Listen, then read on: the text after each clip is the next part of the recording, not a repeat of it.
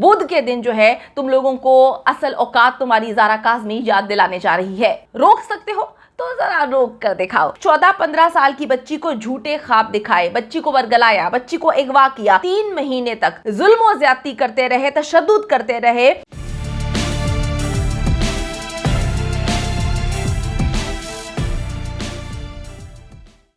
अस्सलाम वालेकुम जी, मैं हूं मारिया अली, आप देख रहे हैं मेरा चैनल। ज़हीर रुको जरा सब्र करो, ज़ारा काज़मी का 164 का बयान सुनकर जाना।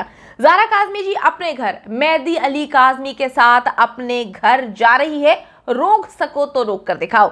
ज़ारा 164 का बयान भी देगी, रोक सकते हो तो जरा रोक कर दिखाओ। अच्छा जी, अगले हफ्ते पूरा जलील नेक्सस जेल जाने वाला है। हाँ जी, फिर से बताती चलूं कि अगले हफ्ते जलील नेक्सस सारे का सारा जो है वो जेल जाने वाला है। अगर रोक सकते हैं तो रोक कर दिखा दे। 3 महीने जी बहुत जुल्म किया, बच्ची पर बहुत तशद्दुद किया, बच्ची को जिनसी तौर पर हिरासा किया।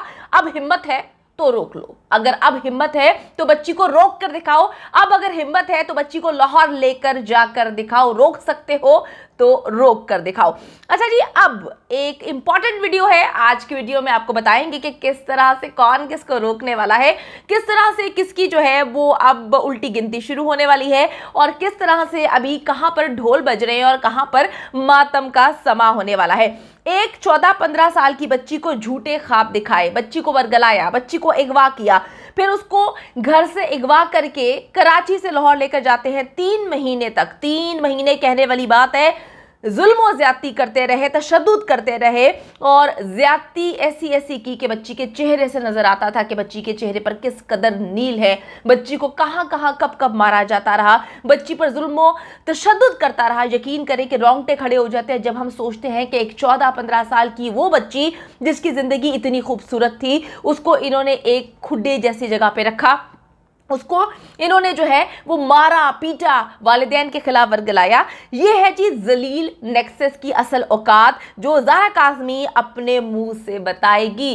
रोक सकते हैं तो रोक के बताएं। तुम लोगों ने तो बच्ची को नशा और अद्वियात खिलाकर पिलाकर उसको नशा दे देकर जो है वो वालिदैन के खिलाफ और हमारे खिलाफ बयान दिलवाए थे। बच्ची अब अपने पूरे होशो हवास में बैठकर बताएगी कि किस तरह से तुम लोगों ने कब कब मारा, कितनी चपेड़े मारी, कितने थप्पड़ मारे, कितने घूंसे मारे, किस तरह से उस पर तशद्दुद किया, किस तरह से उसको जो है ज़हनी और दिमागी तौर पर मफलूज कर दिया, किस तरह से अद्वियात का इस्तेमाल करते थे और किस तरह से उसको क्या क्या कुछ कहलवाया जाता था। बच्ची अब आप लोगों के सामने बैठकर इन दरिंदों के जो है वो पोल खोलेगी। अगर इनमें हिम्मत है तो अब रोक कर दिखाए। यह है जी जलील नेक्सस की असल औकात। जितने ये जलील लोग हैं मुझे बताने की जरूरत नहीं है, जितना जो है ज्यादा इंतजार अब इनको नहीं करना पड़ेगा, आप लोगों को भी नहीं करना पड़ेगा। बस चंद दिन और है, अगले हफ्ते इंशाल्लाह ताला जी ज़ारा काज़मी जो है वो खुद अदालत जा रही है, खुद अदालत जाकर बताएगी कि उसके साथ किसने क्या क्या किया। हर वो नाम एक्सपोज होने जा रहा है, हर वो नाम जिसने बच्ची को तशद्दुद का निशाना बनाया, बच्ची को झूठ बोलने पर मजबूर किया, बच्ची की वीडियोस बनाई, बच्ची को डराया धमकाया।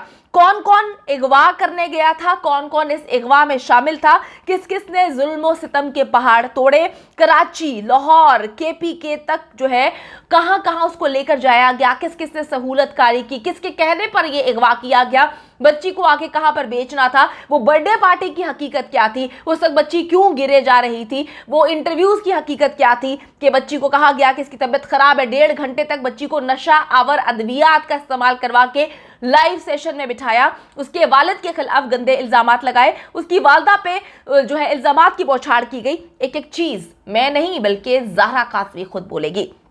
अच्छा जी, अब बच्ची किसी कीमत पर चुप नहीं रहेगी। तीसरी मुलाकात में हर वो चीज़ बेनकाब हो चुकी है जिसको ये छुपाने की कोशिश कर रहे हैं।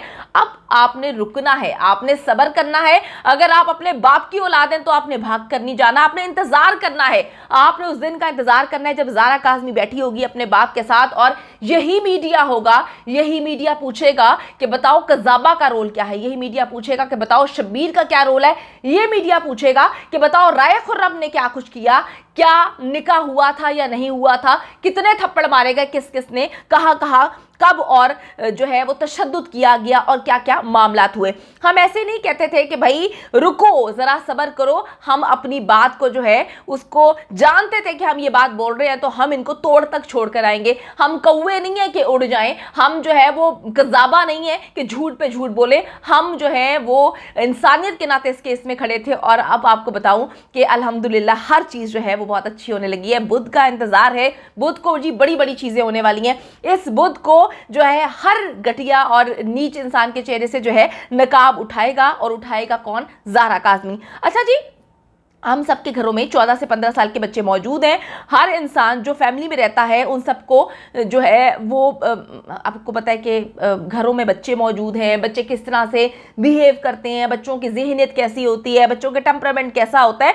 तो हमें हर चीज़ को समझने के लिए इंसान होना बेहद ज़रूरी है। इस केस में मैंने देखा कि कज़ाबा और उसका जो जलील नेक्सस है वो इंसान नहीं है। ज़हीर हो, शबीर हो, नूर मुनीर हो, सस्ती जाली घटिया किस्म की अदाकारा हो, इनकी तरह जो है दरिंदा नहीं होना, इंसान होना बेहद ज़रूरी है इन सारी फीलिंग्स को समझने के लिए। अब बैठकर जी जो है कहते रहो कि जी बच्ची मर भी जाए तो हमें फ़र्क नहीं पड़ता। भाई कैसे फ़र्क नहीं पड़ता? तुमने बच्ची को जो है उसकी ज़िंदगी बर्बाद करने के लिए तुमने कोई कसर नहीं छोड़ी। वो तो बाप जो है वो सीसा पिलाई दीवार की तरह खड़ा रहा, जो अवाम है वो खड़ी रही। अब तुम लोग किस तरह से कह सकते हो कि हमारा बच्ची से कोई ताल्लुक नहीं है? बच्ची ज़हीर के खिलाफ बयान देगी तो उसकी कोई अहमियत नहीं, वो तो पहले ही 164 का बयान जो है रिकॉर्ड करा चुके हैं। तुम लोगों ने सिर्फ अगर एक बात सोची होती कि बेटियां तो सबकी सांझी होती हैं, लेकिन नहीं, 14-15 साल की जो बच्ची है उसके वालिदैन के खिलाफ उसको लाकर खड़ा कर दिया, उससे झूठ बुलवाया, उससे हल्फन ये बात उठवाई कि जी मैं 18 साल की हूँ, उसके वालिदैन की शादी को 16 साल हुए हैं।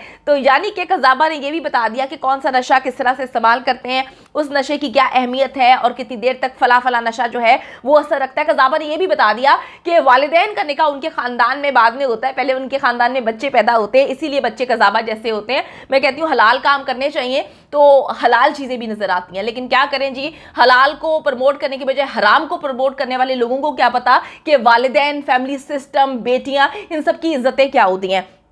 लानत है जी इन सब के ऊपर। ये है आप लोगों की असल औकात, आपकी परवरिश और आपके ख़ानदान का सिस्टम जिसने बताया है कि किस तरह से बच्चियों की ज़िंदगियां बर्बाद करनी है। यह है जी तुम्हारी औकात। बात करते हैं प्यार की, निकाह की, मोहब्बत की, रिश्तों की। लानत है जी आप लोगों की सोच पर। तुम लोगों की सोच, तुम लोगों की घटिया हकीकतें 7 माह से पाकिस्तान की आवाम देख रही है। तुम लोग लावारिस समझते थे जिस बच्ची को, तो मैं बताती चलूँ कि लावारिस नहीं है वो बच्ची, उसका बाप मेहदी अली काज़मी जिंदा है, उसके साथ जो है उसकी पूरी फैमिली जो कि करोड़ों का गैंग है वो जिंदा है, वो खड़े हुए हैं तुम्हारे बीच में और जो है बच्ची के बीच में हम लोग खड़े हुए हैं। हम तुम्हें इस तरह से किसी की बेटी की जिंदगी बर्बाद नहीं करने देंगे।